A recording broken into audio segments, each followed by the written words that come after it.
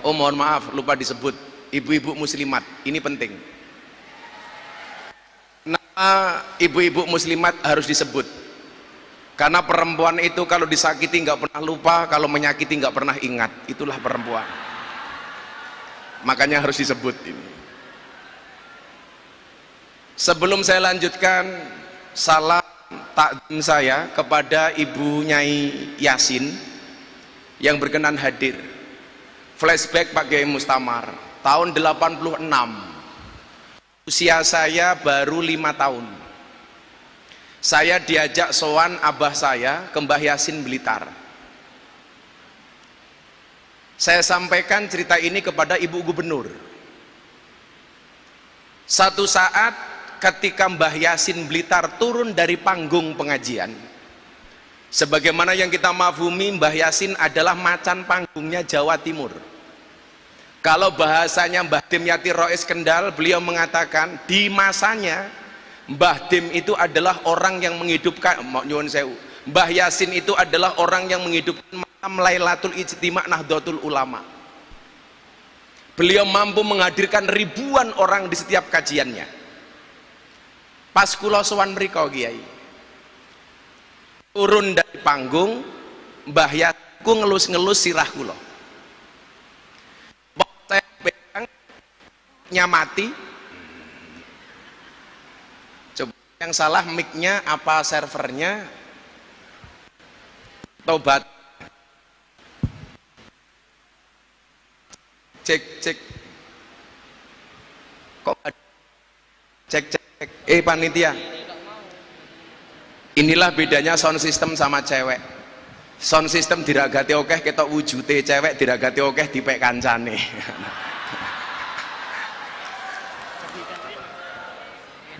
Cek.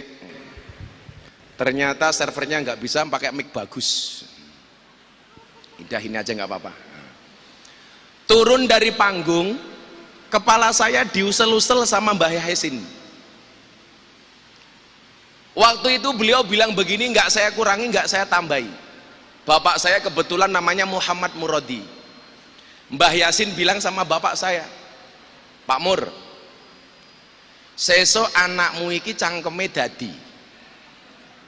Jadi usia saya 5 tahun sudah dicangkem-cangkemke sama Mbah Yasin. Pak Mur, sesok anakmu iki cangkeme dadi. Tapi satu hal yang kamu ingat. Nopo Kiai? Tanya bapak saya. Kiai-kiai sepuh sesuk bakale seneng karo anakmu.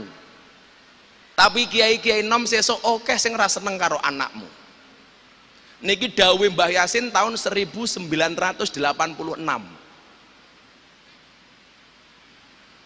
Dan subhanallah, kayaknya nyata Pak Kiai Marzuki. Saya hampir dengan semua kiai sepuh yang ada di Indonesia, insya Allah saya dekat. Sang pembela saya di saat saya sedih, Maulana Habib Lutfi bin Yahya, Mbah Dim Kendal, Al-Maghfurullah Mbah Yaidin Ploso. Sebelum beliau meninggal telepon saya diminta untuk sowan ke Ploso. Le kowe Reneo, aku kangen. Sampai Ploso, saya dikasih sarung BHS-nya beliau yang sudah dipakai 2 tahun. Le sarungnya nggih awakmu. Wonten dawuh napa, Abah? Beliau menyampaikan kepada saya, jajal kue cerita, jarene kue wingi bar nambani Mbah Dim Kendal. Jadi ceritane, Bu Gubernur, Mbah Dim itu sudah sakit 14 hari nggak keluar dari kamar. Gus Alam putra beliau telepon saya nangis. Gus Miftah jenengan didawi ibu kapure sowan teng Kendal. Wonten dawuh napa Gus? Abah niku pun 14 dino mboten medal kamar, mboten dahar, mboten kersa teng rumah sakit. Sapa ngerti jenengan tindak mriki, Abah mari. Lah kula takon, apa hubungannya Mbah Dim sakitnya dengan saya? Gus Alam jawab, Mbah Dim itu hampir setiap hari nonton YouTube-nya Gus Miftah. Mila kula kadang-kadang mikir, waduh lah Mbah Dim mirsani kula pas saya misuh gek kepiye? Saya itu berusaha Pak Kiai, kalau ngaji nggak misuh, tapi malah diseneni karo sing ngundang. haulnya Mbah Yai tambak beras wonten Bu Gubernur enten Pak Kiai. 40 menit saya ngaji sama sekali nggak misuh. Didatangi sama Kiai Hasib, beliau marah sama saya. Gus, aku ora trimo. Napa Pak Kiai Hasib? Mosok ngaji 40 menit belas orang misuh ki kepiye? Lucunya apa? Mbah Dem itu kalau sedang nonton YouTube, channelnya diganti, tontonnya diganti, umpamanya diganti Gus Baha. Mbah Dem protes, ojo mok ganti Gus Baha, lak ngono kuwi aku wis iso. Singkat cerita, saya sowan ke sana. Begitu saya sungkem, saya nangis Kiai. Panas badannya Mbah Dem lebih dari 40 derajat. Pundak beliau dipegang oleh 2 orang, kaki beliau dipegang oleh 2 orang, tangan beliau dipegang 2 orang. Sampai akhirnya adzan maghrib berkumandang pas saya puasan Dawud. Bunyai dawuh, Miftah, monggo buka riyin. Kula matur, Abah, saya matur sama Mbah Dem, kula purun buka yen Abah kersa dahar. Niki nyuwun sewu saya sampaikan, anak-anak di Jawa Timur, jangan sampai awakmu ngaku cah Jawa Timur orang ngerti basa. Saya kemarin tersentak ketika seorang anak matur sama saya begini, Gus, kula badhe ngrawuhi pondoke panjenengan. Ini dalam tata krama bahasa Jawa pun salah. Kula itu seharusnya sowan. Lah Pak Kiai Bu Khofifah ngrawuhi. Malih ngaten, monggo Pak Kiai Mustamar kapurih matur. Niki pun ra duwe duga. Monggo Pak Kiai Mustamar paring pangandikan atau paring dawuh. Saya matur Pak Kiai Mustamar dawuh, Bu Khofifah paring pangandikan. Sing lucu, kula badhe dawuh monggo jenengan mang matur. Niku padha karo kula badhe sare jenengan mang micek. Iki pun salah niki. Lah anak-anak kita sekarang kata sing mboten saged basa, Bu. Kayak saya merintah santri saya beli soto, mulai digawake soto. Padahal soto niku artine mbako, malah ditukokke soto. Akhirnya kula matur kali Mbah Dem, Abah, kula purun buka yen panjenengan kersa dahar. Akhirnya Mbah Dem ngendikan apa, Bu? Aku njaluk degan sing kaya diombe Gus Miftah pas pengajian. Kok degan ku ilang? Oh ono. Yang mempopulerkan di panggung ngunjuk degan niku kula, Pak. Kiai-kiai ngunjuk degan niku kula pertama kali. Akhirnya Mbah Dem ngunjuk. Saya buka puasa, saya makan, saya minum es buah, Mbah Dem dawuh, aku pengen es buah. Jam 7 malam saya sholat di kamarnya Mbah Dem, 7:30, panasnya turun dari 40 menjadi 36 derajat. Dan alhamdulillah Mbah Dem sehat waras dugi dinten menika. Jenengan mangdongake Mbah Dem. Saya kemudian jadi ingat napa ingkang dingendikake kali Mbah Yasin niki wau. Sesuk anak mumur cangkeme mandi.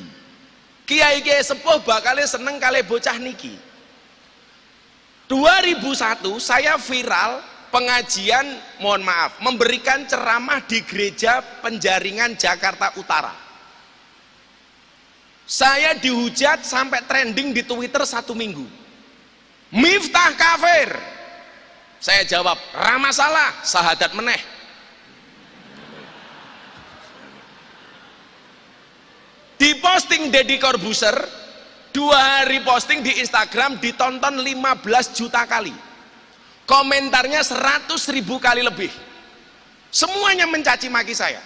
Gus Miftah sakit hati. Tidak, kenapa? Karena komentarnya tidak pernah saya baca. Sing belani kula sinten, Mbah? Mbah Dem. Ora popole.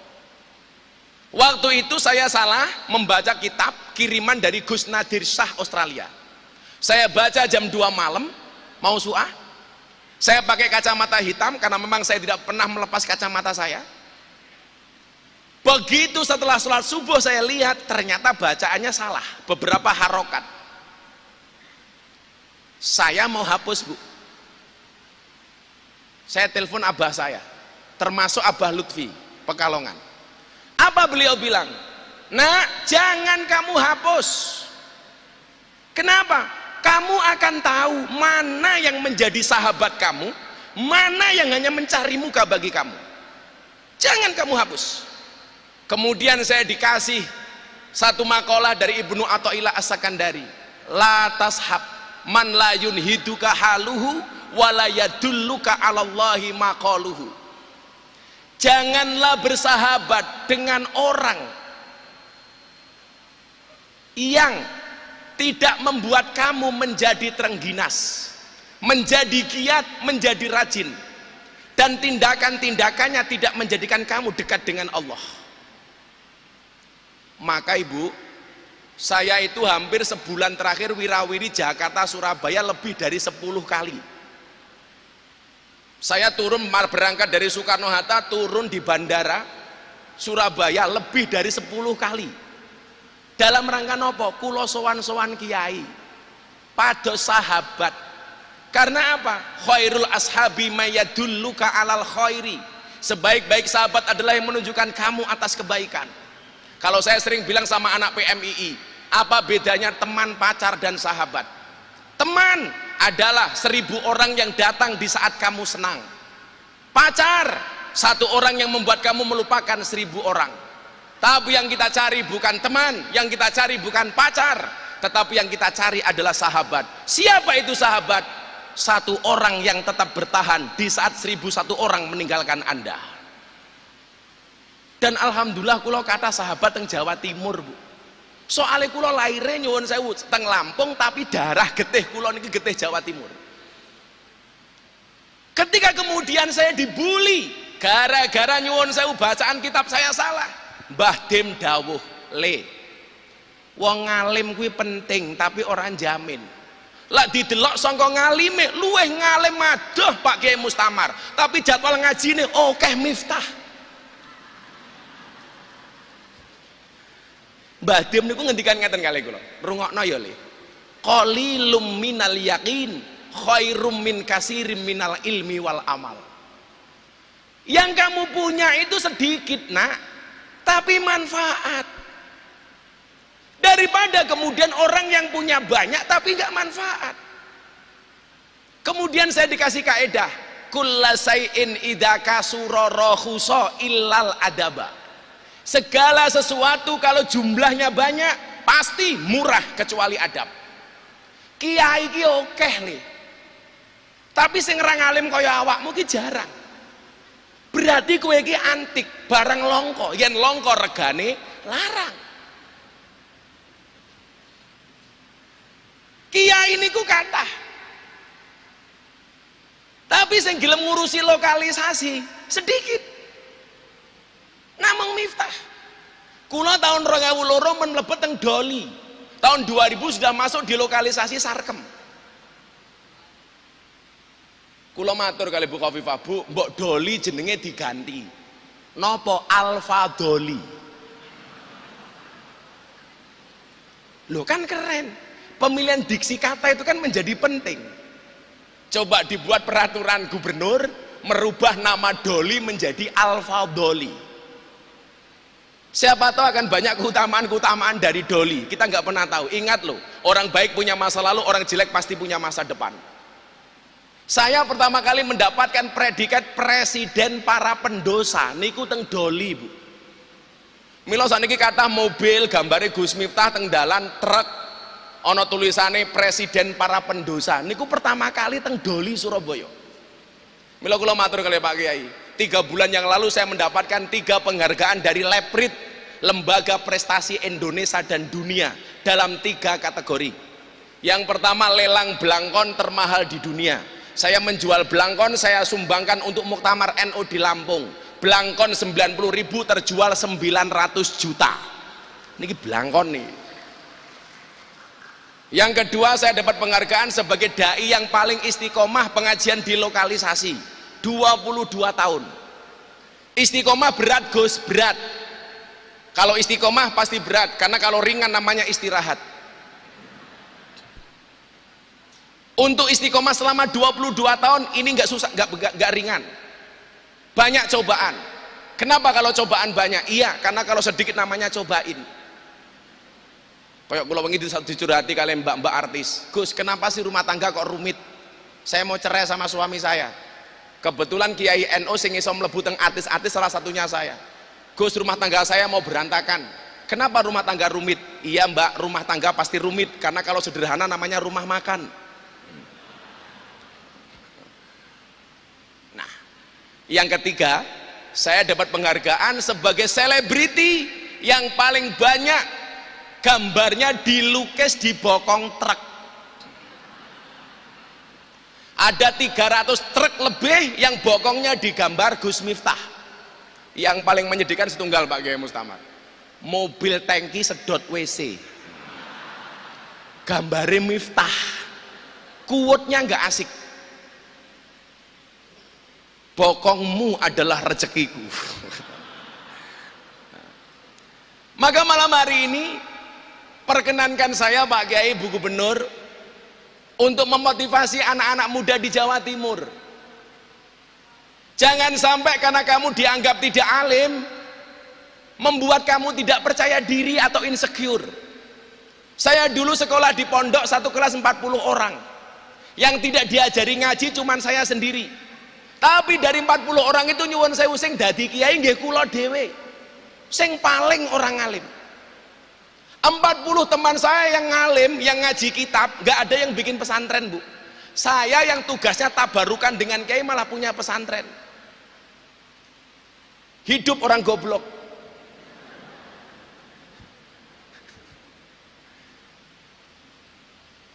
Saya malah seneng anak muda, orang pesantren, tapi liar. Contohnya Gus Ipang, sekolahnya di Amerika. Gak harus kemudian Gus Ipang tetap di Tebuireng membaca kitab seperti yang lain. Coba Gus Ipang ini mungkin nyuwun sewu kon maca kitab ora iso. Tapi beliau ini penasihat menteri 2 bahkan Menko. Penasihatnya Gus Ipang. Karena apa? Anti mainstream. Anak pesantren Tebu Ireng, putranya Gus Solah, kuliahnya di Amerika. Kan keren. Maka kita belajar anak-anak Jawa Timur yuk. Kamu yang merasa hidup kamu gak terlalu pintar, contohnya Miftah, goblok tapi laris. Sahur bareng Gus Miftah JTV, Gus Miftah. Kultum maghrib, Gus Miftah. Acara beberapa lini media medsos, Gus Miftah. Lah kula matur, setiap saya diundang Bu, mesti kula matur begini. Tolong silakan ngundang yang lain. Golek sing ngalim, golek sing apik. Lah jawabane pengundang kadang-kadang nopo? Kula mboten golek sing ngalim Gus, tapi golek sing petuk. Maka nyuwun sewu nggih para santri, adik-adik saya di belakang sana. Kamu jangan insecure dengan masa depanmu. Ingat, masa depan seseorang itu seperti sekumpulan tempe. Artinya apa? Enggak ada yang tahu.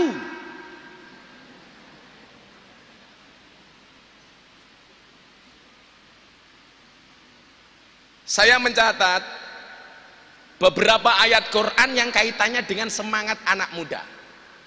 Adik-adikku yang ada di sini, ingat hari ini kita sudah masuk era Society 5.0. Jangan sampai kita ketinggalan zaman. Kalian semuanya punya medsos, tapi please gunakan medsos kamu dengan bijak. Medsosmu adalah harimaumu. Postinglah yang penting, jangan yang penting posting. Salah satunya apa? Latas habman layun hiduga haluhu. Jangan bersahabat kepada orang yang perbuatannya tidak membuat kamu giat dan terengginas. Maka Bu, saya pernah punya satu quote ketika saya diundang Mata Najwa. Saya mengatakan apa? Orang yang salah pergaulan itu lebih gampang dinasehati daripada yang salah milih pengajian. Hati-hati. Makanya kenapa Pak Jokowi kemarin Rapim TNI Polri mengatakan apa? Awasi WA grup istri TNI Polri. Jangan sampai ngundang ustadz radikal. Jangan sampai ngundang ustadz yang suka mengharamkan wayang, memusnahkan wayang. Delalah banyak kiai dan ustadz ngerespon ra viral, kok sing ngerespon kulo dadi viral. Saya posting dalam waktu sehari Bu, dikomentari 27.000 kali, tapi yang memberikan like dan jempol 100.000 kali.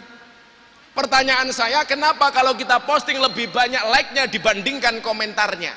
Jawabannya adalah, seberapa banyak pun orang yang membencimu dengan komentar-komentarnya, yakinlah di luar sana lebih banyak yang mencintaimu dari dalam hatinya. Milo santai mawon. Tapi kalau jomblo beda. Kenapa lebih banyak like daripada komentar? Karena banyak orang cinta tetapi tidak berani mengatakannya. Makanya mudah-mudahan yang jomblo segera berakhir, amin. Di mana berakhirnya kalau tidak di pelaminan, minimal di pemakaman.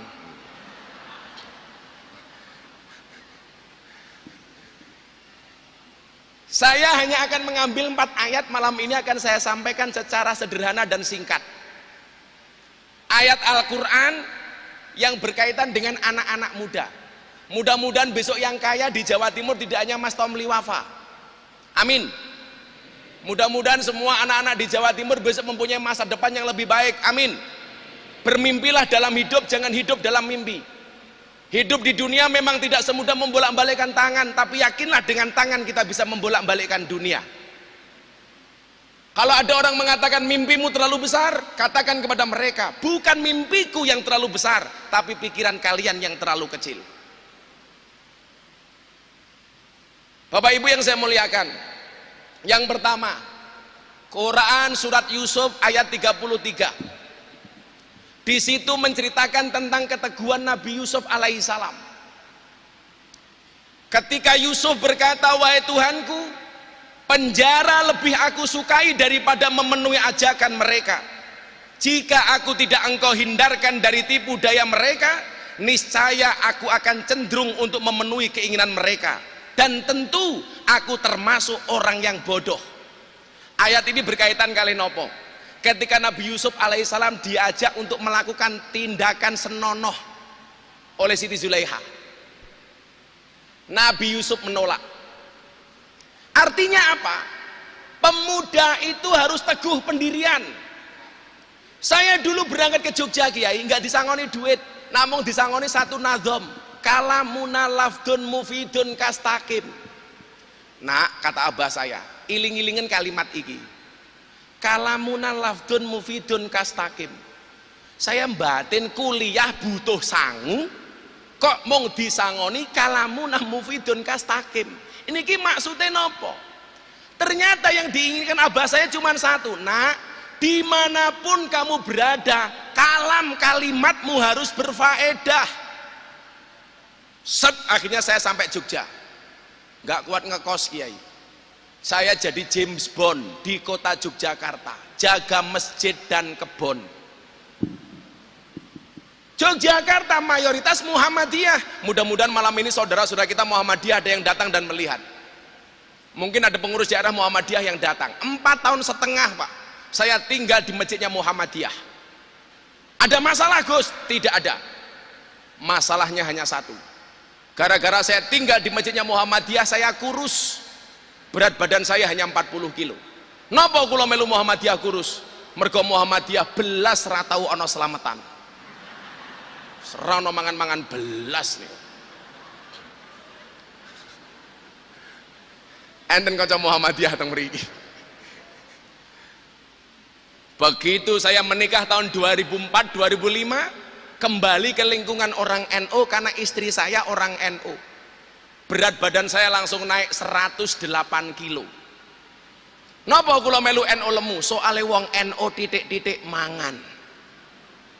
Yasinan mangan, tahlilan mangan, solawatan mangan, mujahadahan mangan, istighosahan mangan, tanggane lara njaluk didongake mangan, sing lara mati mangan meneh 7 dina gitu. Nganti rupane kaya besek kabeh niku. Mongan mangan. Abah saya cuman bilang, nak mufid.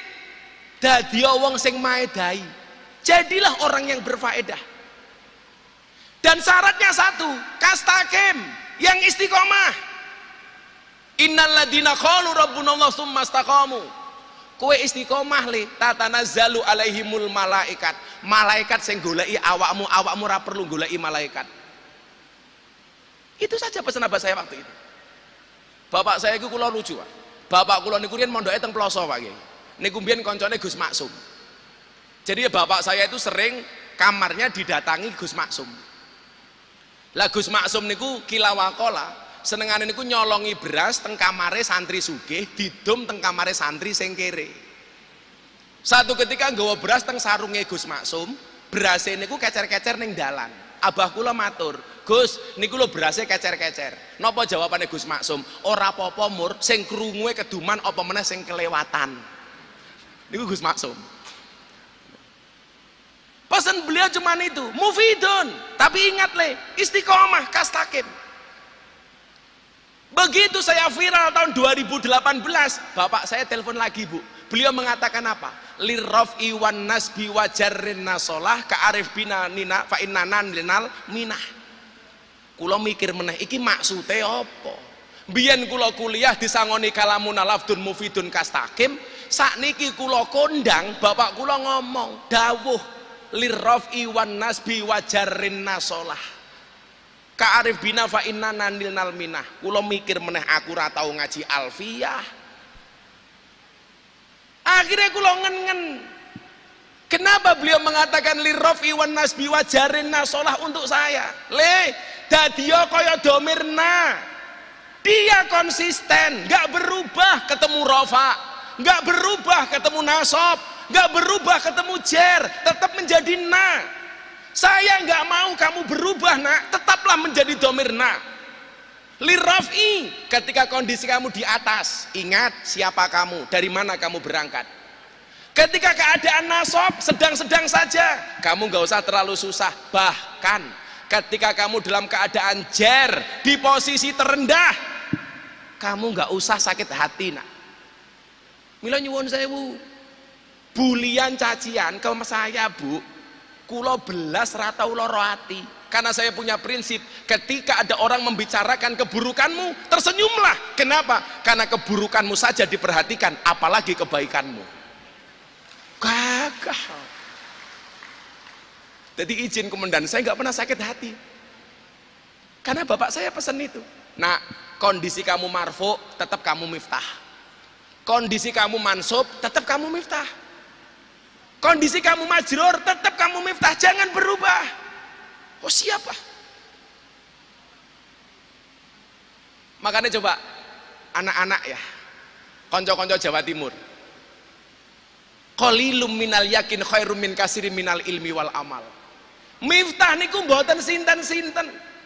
Tapi kalau kemudian Allah menghendaki, Allahumma la mani alima ataita wala mu'tiya lima mana'ta wala yang faudal jad mingkal jad. Lah Allah duwe kuwasa ngopo? Balik teng dawe Mbah Yasin mau, bocah-bocah nom oke sing ra seneng karo anakmu mur. 2018 saya dimasukkan ke grup WA Asparagus Jogja Jawa Tengah. Sebulan saya dimasukkan di grup WA, Kiai, saya dikeluarkan dari grup WA. Komentarnya apa? Miftah tidak pantas berada di grup WA ini. Kula ditokke. Kula lara ati mboten, malah saya bersyukur alhamdulillah. 2019 tanggal 21 Juni Deddy Corbuzier masuk Islam di pondok saya kembali dimasukkan ke grup WA. Langsung saya pamit, mohon maaf, Miftah tidak pantas di grup ini, mohon izin untuk meninggalkan grup, gantian tak bales gue aku.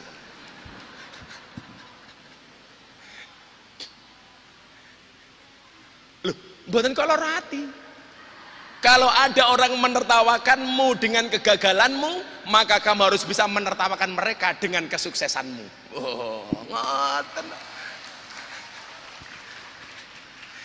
Sampai Mbah Yaidin niku Bu Khofifah, sadurunge sedo, teng rumah sakit kena Covid niku tasik Ngendikan ngeten. Nyuwun sewu, sebelum masuk ke rumah sakit. Le, ning NU ki kudu ana sing kentir kaya awakmu, Le. Tapi pesenku siji ya, Le. Napa, Bah? Kowe aja nganti kepleset.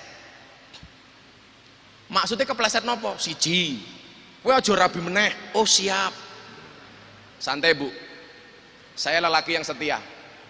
Karena saya punya prinsip lelaki yang hebat bukan lelaki yang mencintai banyak wanita, tetapi mencintai satu wanita dengan banyak cara. Kenapa saya ngomong seperti itu? Karena direkam kamera.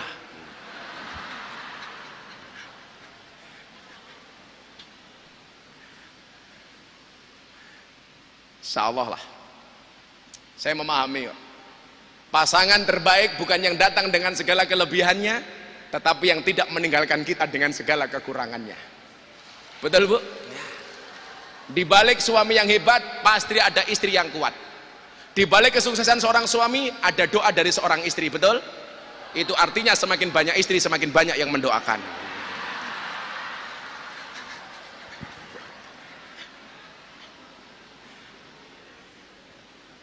Orang mungkin rawong lanang iso ngalahke wong wedok niku ora mungkin.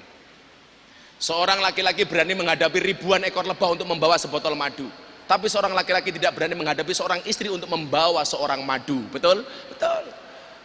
Kalau ibu-ibu tanya sama saya apa bedanya madu yang asli sama madu yang palsu, gampang. Madu taruh di atas meja dirubung semut, palsu, berarti ada indikasi gula.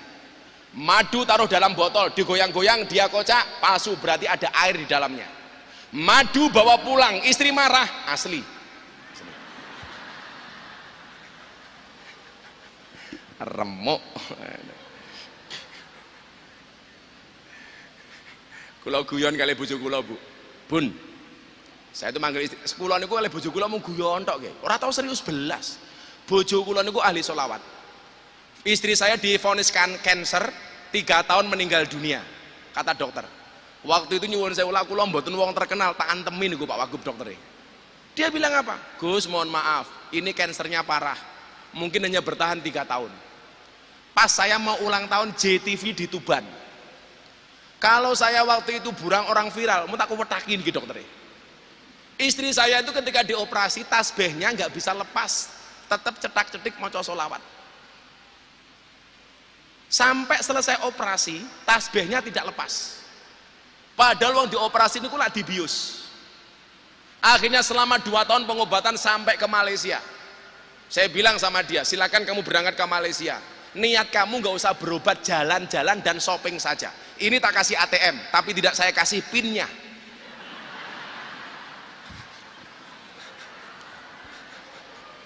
Alhamdulillah Kiai, mari Abah Lutfi dawuh.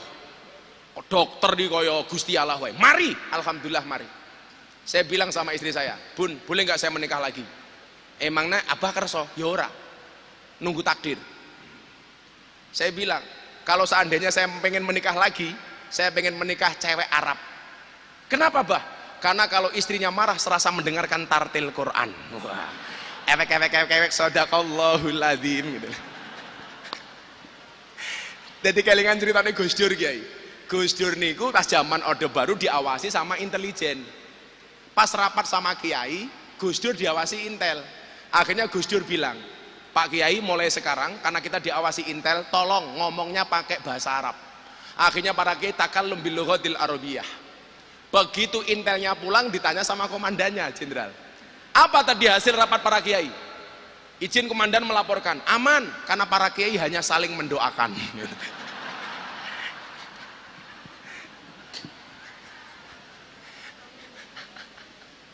Gus Dur dilawan. Kulo tadi kelingan nggih, banyak cerita saya dengan Gus Dur nggih, Bu. Kulo dulu ketika saya ada di Primagama, Bu, Sabtu Minggu 2004 sampai 2006, niku setiap Sabtu Minggu kulo teng daleme Gus Dur Ciganjur. Mbuh ketemu apa ora kulo istiqomah teng mriki. Lah pas Deddy Corbuzier niku masuk Islam. Kan langsung saya bawa sowan kepada Kiai Ma'ruf.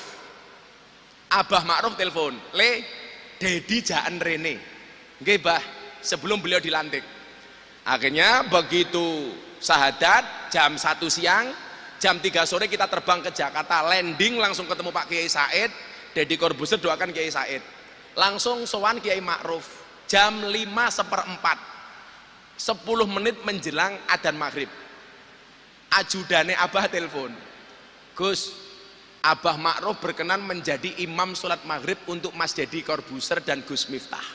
Saya sampaikan kepada Deddy Corbuzier, bro, diajak sholat Kiai Ma'ruf, Pak Kiai imame, kue makmume. Langsung botake Deddy kemperinget.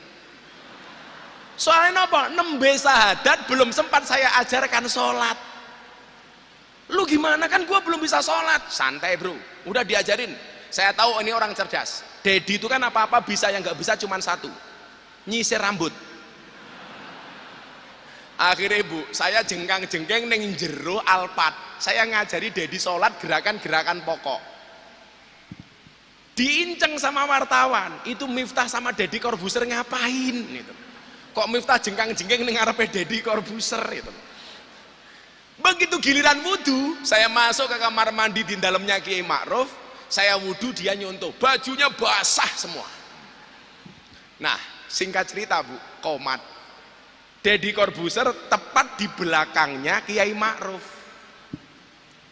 Begitu tepat di belakangnya Kiai Ma'ruf, kula niku lak kelingan ceritane Gus Dur ngislamke wong Cina. Kula angsal cerita niki langsung saking Gus Dur teng Ciganjur, durasi tahun 2005-2006. Biyen ana wong masuk Islam melalui aku. Rampung sahadat, mu'alafe takon. Kula kedah napa Gus? Salat. Tapi saya belum bisa. Wis gampang. Kamu berdiri di belakang imam. Apapun yang imam lakukan kamu ikut. Imam ngadeg kowe ngadeg, imam rukuk kowe rukuk, imam sujud kowe sujud. Yang terjadi apa? Mu'alafe manut. Imame takbir, mu'alaf cinanya takbir, rukuk ikut rukuk, sujud masalah. Imamnya ternyata kakinya sakit, gak bisa ditekuk, mancal ndase cinone niki wau. Lah cinone lah mikir, oh wong salat kuwi pancal-pancalan. Niki Gus Dur.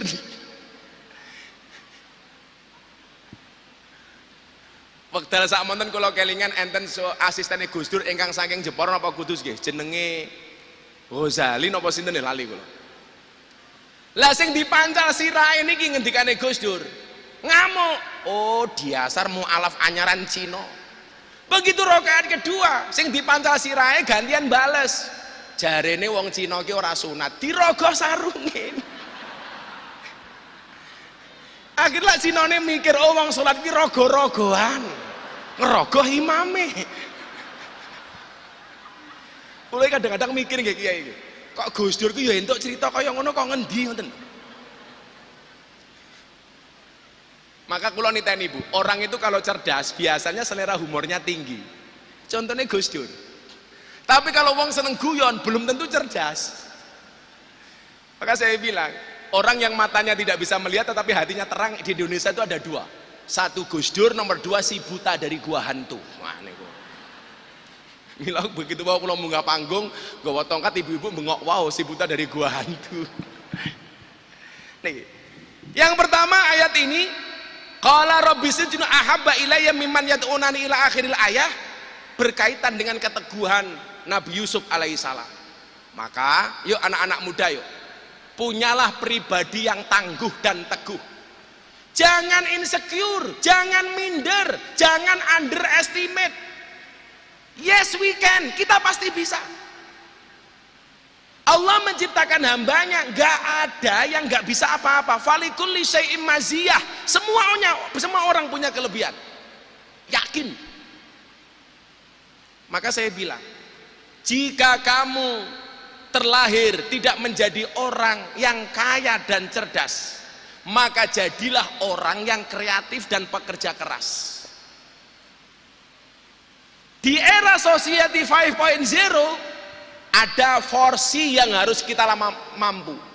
C pertama, creativity. Anak-anak harus kreatif. Mas Tomlin loh, nggak berhenti berkarya, maka lumrah kalau kaya. Dan ingat, anak muda itu banyak gak karya, bukan banyak kaya. Sukses itu melalui banyak proses, bukan melalui banyak protes. Kalau dulu Bung Karno bilang, berikan kepadaku 10 pemuda maka akan aku guncangkan dunia. Sekarang boten Bu, berikan kepadaku 10 pemuda maka akan aku jadikan ganteng-ganteng serigala.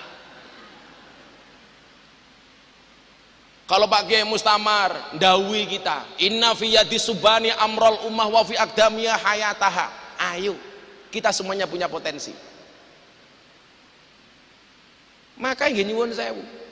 Kalau kaya kiai umpamane kon padha kabeh iki kula nggih mboten setuju. Mas Emil saya kemarin matur di Lamongan ya. Saya punya teman Bu, mengatakan begini, idealnya orang menjadi dai, menjadi kiai itu kaliber keilmuannya harus seperti Gus Baha, baru kemudian boleh dakwah. Saya bilang, umpama ning Indonesia iki ana Gus Baha sebanyak-banyaknya, kula mandek ngaji. Tapi persoalannya adalah kalau mau dakwah nunggu ngalim kaya Gus Baha, seberapa banyak ruang kosong yang tidak bisa terisi. Maka saya bilang, dakwahlah sampai alim, jangan nunggu alim baru berdakwah. Ke masjidlah sampai tua, jangan nunggu tua baru ke masjid. Betul Bu? Bersedekahlah sampai kaya, jangan nunggu kaya baru sedekah. Beribadahlah sampai ikhlas, jangan nunggu ikhlas baru beribadah. Ikhlas itu seperti keset. Maksudnya apa? Diinjak-injak tetap welcome. Sangel.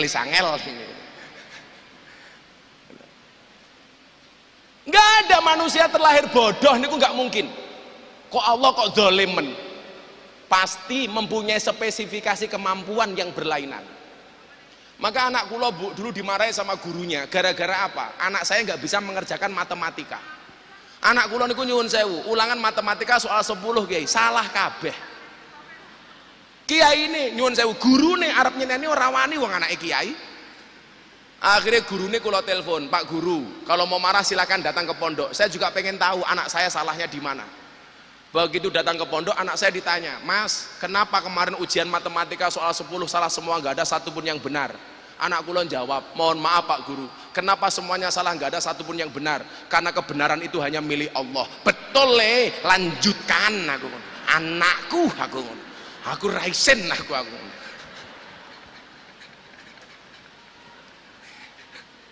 Yang kurang ajar kok. Nonton JTV, kultum saya di JTV.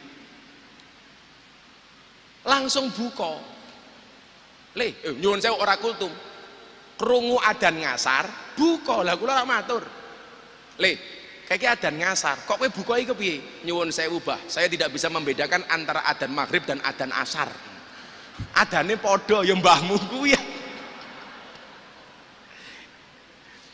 Maka yang pertama ayo teguh pendirian seperti domirna. Mau ketemu rofa tetap na, mau ketemu nasab tetap na, mau ketemu jer tetap na. Insya Allah akan banyak orang-orang hebat lahir dari Jawa Timur. Amin. Tentunya nyuwun sewu, nggak akan mudah perjalanannya, akan banyak yang menjatuhkan kita. Kaya niku lho Kiai. Begitu kula salah maca kitab, kanca-kancane dhewe kabeh nyerang kula sak modare. Maka Habib Lutfi ngomong kali dawuh kali kula ngeten, bukan masalah beda pendapat tapi karena beda pendapatan. Niku lho bedane kiai karo pengacara nih. Pengacara niku masalah dadi duit. Kiai duit dadi masalah. Biasanya ngoten niku biasanya. Jadilah pengacara niku masalah dadi duit, kiai duit dadi masalah. Siapapun yang berusaha menjatuhkan kita memang sudah posisi mereka di bawah kita. Maka santai mawon, keteguhan Nabi Yusuf ayat kedua, surat Al-Kahfi ayat 60. Wa id qala Musa li fatahu la abrahu hatta ablugha majma'al bahraini au umdiha hukubah. Ayat ini ceritanya tentang nopo? Dan ingatlah ketika Musa berkata kepada pembantunya, aku tidak akan berhenti berjalan sebelum sampai ke pertemuan dua laut. atau aku akan berjalan terus sampai bertahun-tahun. Nabi Musa mengajarkan kepada kita untuk kerja keras, kerja cerdas, kerja ikhlas. Napa bedane? Kerja keras hanya akan mampu membuat bertahan hidup. Kerja cerdas membuat kita menikmati hidup. Kerja ikhlas membuat kita mensyukuri hidup. Kerja keras, kerja cerdas, kerja ikhlas yang dicontohkan oleh Nabi Musa alaihissalam. Tahun 2009 Bu Khofifah, saya itu nggak punya motor. Saya ngaji ngalor ngidul hanya pinjem motor Astria Grand tahun 96 punya mertua saya. Posisi saya waktu itu molimo, madep mantep mangan melu moro tua. Sampai akhirnya M10 Jenderal, madep mantep mangan melu moro tua muring-muring menantu meneng mawon. Sampai akhirnya M15 bunyai, madep mantep mangan melu moro tua muring-muring menantu meneng mawon, moro tua mati menantu melu marisi. Mertua saya hanya jawab M1, nopo Pak? Matamu. Waktu itu kula mikir, lah kula maca ayat niki. Bar maca ayat Al-Kahfi niki nyuwun sewu. Kula sowan teng Mlangi. Wonten kiai namanya Kiai Asrori.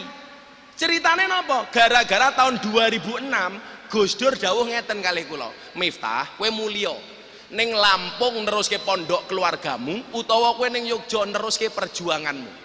Padahal kula mboten nate cerita kalih Gus Dur bilih saya punya tanggungan di lokalisasi. Gus Dur bilang, pulang ke Lampung ngelanjut ke pondok keluarga atau pulang ke Jogja melanjutkan perjuanganmu. Kula matur, kan saya kepala cabang Primagama Gus. Gus Dur jawab, Miftah, rezekimu manggone ning Bokong. Kula mikir, tahun 2006 itu rame-ramenya penyanyi dangdut dapat uang dari bokongnya.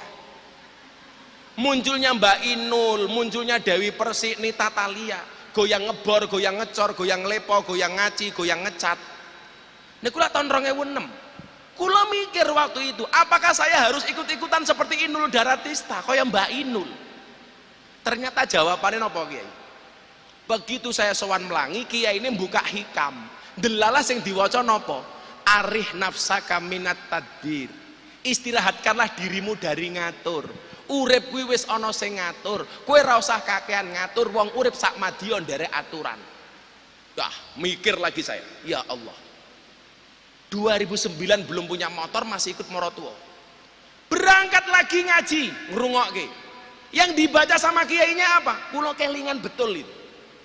Santriku, beliau bilang, ijtihaduka fima duminalaka wa taqsiruka fima tuliba minka dalilun alang timasil basirati minka. Kesungguhanmu di dalam mengejar sesuatu yang telah Allah jaminkan untukmu dan kelalaianmu terhadap sesuatu yang belum Allah jaminkan untukmu dalilun alang timasil basirati minka, merupakan tanda bukti telah mati mata batinmu. Kula kaya dikamplengi niku Bu. Ya Allah, dunia yang telah Allah janjikan masih saya kejar mati-matian. Akhirat yang belum Allah jaminkan, kenapa tidak saya kejar mati-matian? Akhirnya kula mulih niku mikir ngeten, numpak pesawat, kula diundang ngaji teng Jakarta numpak pesawat. Lah iya, naik pesawat yang tidak kenal dengan pilotnya, tidak kenal dengan pramugarinya, kita nyaman, duduk anteng. Pramugari ngomong nopo mawon awake dhewe manut. Cuaca buruk, tolong kembali ke kursi. Jangan masuk toilet dulu. Tegakkan sandaran kursi, buka jendela, manut. Padahal kita tidak pernah kenal dengan pilot dan pramugarinya. Persoalannya adalah naik pesawat yang tidak kenal dengan pilot dan pramugari, kita nyaman. Kenapa hidup di dunia yang kenal dengan siapa pemilik dunia kita tidak pernah nyaman? Mati mata batinmu, nangis kula. Ayo bocah nom-nom. Saya betul-betul nangis Pak waktu itu. Kok sampai koyong ngene?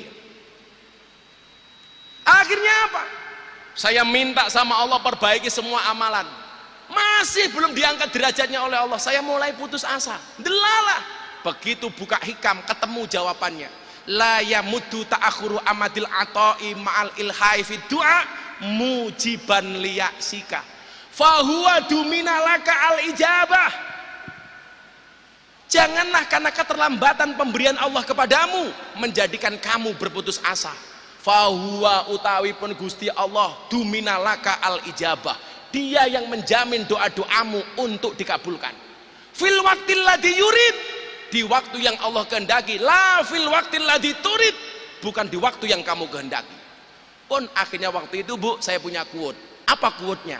Pantaskanlah amalmu di hadapan Allah, maka Allah akan memantaskan hidupmu. Bojo kula niku nyuwun sewu, gempa bumi Bantul niku mung duwe celengan isine 700.000. Begitu gempa bumi sing digoleki pertama ora anake, celengane. Mergo mung duwe duit 700.000 niku tok. Tapi saya dari dulu punya teguh pendirian, saya nggak bakal mau minta-minta, nggak bakal ngutang, ora bakal jaluk-jaluk. Soalnya napa? Wong ngutang niku lak ngutang rupane melas, lak kon bayar males. Wong niku lak ngutang raine luwih manis tinimbang madu, lak ditagih luwih medeni tinimbang Israel.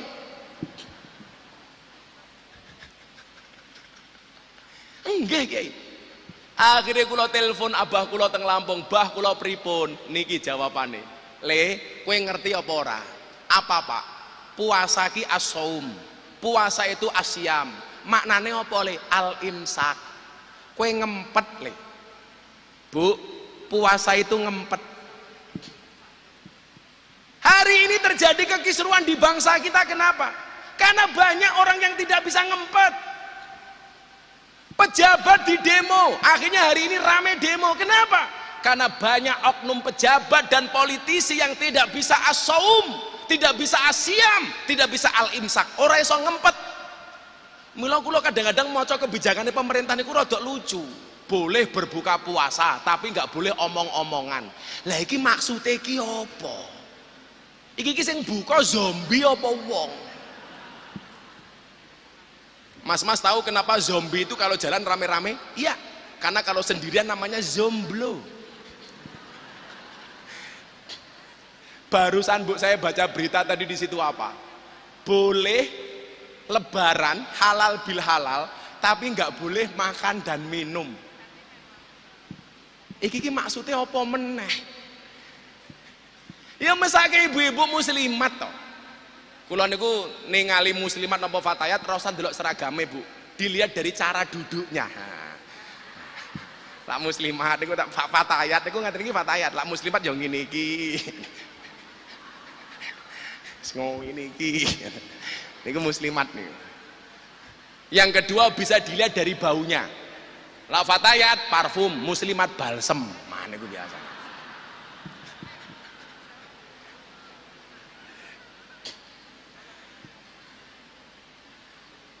Solusi bangsa ini hari ini apa? Al-imsak, ayo ngempet. Pejabat ngempet, jangan membuat kebijakan yang kontroversi. Mbok yo wis lah. Rakyat sudah terlalu susah. Nggak usah buat kebijakan yang enggak, ngempet. Rakyat ayo ngempet, boleh demo nggak masalah, tapi dengan etika, jangan ngawur, jangan membabi buta. Untuk yang sering demo kemudian mencaci maki pemerintah, lihat ceritanya Khalifah Harun ar-Rasyid. Harun ar-Rasyid itu presiden tahu salah, bahkan sering didatangi sama ulama keras. Dia mengatakan apa? Inni nasihun lak, wahai Harun ar-Rasyid, saya punya nasihat untuk Anda. Famusadidun alaika, tapi mohon maaf, nasihat saya keras. Fala tajidanna fi nafsika alayya sayan, tolong Anda jangan marah sama saya. Kira-kira begitulah. Apa jawaban Harun ar-Rasyid? Innallaha ta'ala qad arsala man huwa khairu minka ila man huwa syarru minni. Sesungguhnya Allah pernah mengutus orang yang lebih baik dibandingkan Anda. Ila man huwa syarru minni, kepada orang yang lebih jelek dibandingkan saya. Maksudnya sinten? Pernah mengutus orang yang lebih baik dibandingkan Anda, Harun dan Musa. Ilaman huwa syarru minni, kepada orang yang lebih jelek dibandingkan saya. Siapa? Fir'aun. Tapi apa pesan Allah kepada Harun dan Musa? Harun, Musa, kalau kamu memberikan nasihat kepada Fir'aun, fakulalahu qaulal layyina, ngomong sing ngalus. Pak, Bu, Fir'aun niku ngaku Gusti Allah. Allah ngutus Harun dan Musa untuk memberikan nasihat kepada Fir'aun. Itu saja nggak boleh ngomong kasar. Pertanyaannya, nopo Pak Jokowi niku luwih elek tinimbang Fir'aun? Nopo Kiai Ma'ruf niku luwih elek tinimbang Fir'aun? Kok kita mencaci maki tanpa etika? Loh, Fir'aun niku nyuwun sewu, Pak. Ana rabbukumul a'la. Aku Tuhanmu yang paling tinggi. Fir'aun niku tahu selilitan. Allah langsung ngutus malaikat dandani untune Fir'aun. Malaikatnya takon, Gusti, nopo kok kula kedah dandani untune Fir'aun? Malaikat, untune Fir'aun ke dandanono sing apik. Mosok ngaku Gusti Allah kok cangkeme selilitan. Niku mawon kita nggak boleh ngomong kasar kok. Masa umpamane Bu Khofifah ada kebijakan salah titik demo kok ngomongnya sing kotor. Apa Bu Khofifah niku luwih ino tinimbang Fir'aun? Niki prinsip. Kalau kita tidak bangga dengan pemimpin kita, bagaimana dengan orang luar kepada pemimpin kita? Kan ngoten, nomor loro. Nomor telu. Rampung bar niki. Telu wae. Mau panjang mau pendek sama. Sama-sama nggak jelas. Ono Pak Latif kok. Pak Latif ini Pak Dirlantas ini kawan saya dulu dari Dirlantas Yogyakarta. Siap Dan? Saya bilang polisi di Indonesia itu udah baik Dan. Yang jelek cuma satu, polisi Cilukba. Lampu merah menggok moro-moro. Iya. Awas ya. Ono ngono kuwi Dan kurang ajar. Kula tahu ya, nggo helm komplit arep makan ngaji nggo sarung menggok ngek. Kan kalau belok kiri itu beberapa pilihan alternatif. Turn left go ahead, belok kiri jalan terus. Atau belok kiri ikuti lampu. Lah, kadang-kadang tulisan karena nggak mesti seperti itu dimanfaatkan oleh oknum polisi. Teman-teman lantas itu. Begitu menggok ngeng. Iya. Ciluk bang. Pernah Bu? Pernah.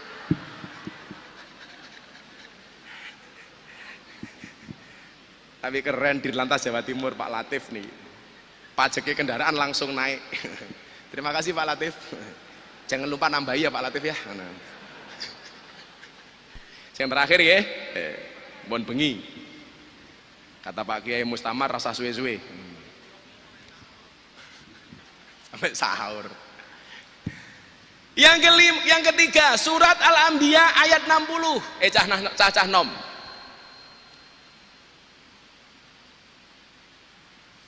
Qalu sami'na fatayadkuruhum yuqalu lahu Ibrahim. Mereka yang lain berkata, kami mendengar ada seorang pemuda yang mencela berhala-berhala ini, namanya Ibrahim. Ketika Ibrahim gebuki berhala itu dia masih di usia muda. Ayat ini memberikan isyarat bahwa pemuda seharusnya menjadi seseorang yang berani menumpas kebatilan, menegakkan kebenaran. Sebagaimana Nabi Ibrahim muda berani menumpas berhala dan menunjukkan kepada masyarakat atas kebenaran Tuhan. Pertanyaannya adalah piye carane duwe anak kaya Ibrahim? Nah, niki. Mbiyen ijazah Mbah Yasin teng bapak kula yang disampaikan kepada saya, pengen dadi wong gede syarate ana 3. Pun niki. 1 tirakat, 2 ziarah, nomor 3 sedekah. Niki kula angsal saking bapak kula saking Mbah Yasin. Tirakat, ziarah, sedekah. Tirakat niku bentuke napa? Bangun malam. Tirakat niku bentuke napa? Poso sunah. Tirakat niku bentuke napa? Kathah wirid, kathah zikir. Terutama ibu-ibu. Alhamdulillah Bu, saya enggak menyombongkan istri saya. Istri saya minimal sehari membaca sholawat 15.000 kali. Tak keloni gitu bojoku selawatan sallallahu alaihi Muhammad sallallahu alaihi Muhammad. Bojo kula 15.000. Mila bojo kula niku diwayu angel. Ha selawate luwih kathah tinimbang kula kok. Lah anak kula turu disolawati kali bojo kula, cekel sirahe dilus-lus, Allahumma sholli ala sayyidina Muhammad wa ala ali sayyidina Muhammad, muga-muga anakku soleh, Al-Fatihah ping 100 Fatihah. Bojo kula kan cerewet, turu tak cekel cangkeme, Allahumma sholli ala sayyidina Muhammad wa ala ali sayyidina Muhammad, muga-muga bojoku cangkeme ra cerewet, Al-Fatihah. Jenengan mang prakteke Pak, kok di Fatihah tetap cerewet, tambahi Yasin sak tahlile. Rampung. Bu nggih tirakat. Saya mengatakan onone Bu Khofifah niku dadi gubernur. Selain beliau hebat, mesti mergo tirakate wong tuane. Apa bedane wong biyen kali wong sakniki? Wong biyen gaweane nandur ra ngarep-ngarep ngunduh, wong sakniki gaweane ngunduh tapi ra gelem nandur.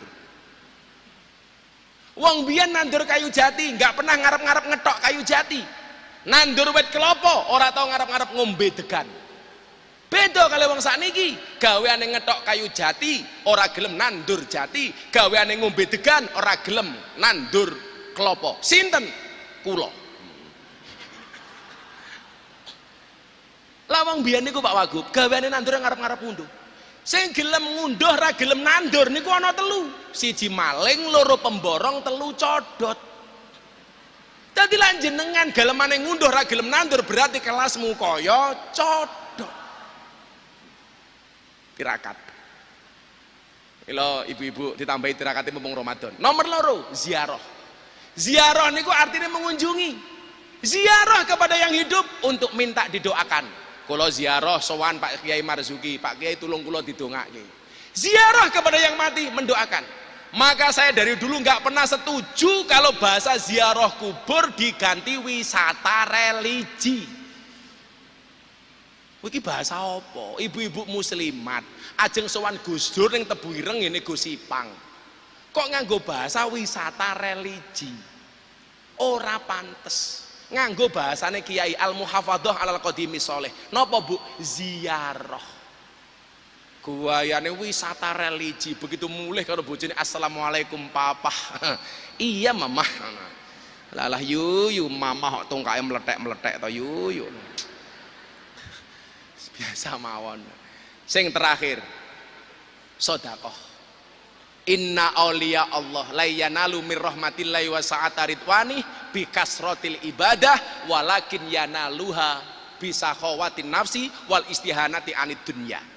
Sesungguhnya para wali-walinya Allah diangkat derajatnya oleh Allah, mendapatkan rahmat dan ridhonya Allah bukan karena banyaknya ibadah tetapi karena banyaknya sedekah.